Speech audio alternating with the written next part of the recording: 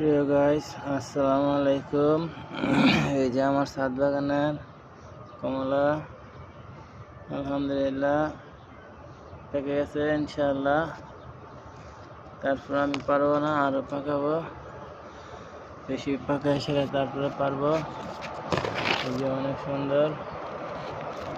সুন্দর ইনশাআল্লাহ। তাই গাইস, আপনারা ছাদ বাগান করুন, আমার মতো সৌন্দর্য উপভোগ করুন।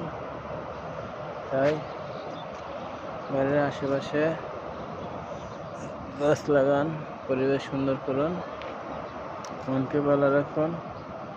যে আমাদের ভিডিওটা আপনাদের সামনে গেলে রেসপন্স করবেন, সাবস্ক্রাইব করে আমার সঙ্গে থাকবেন।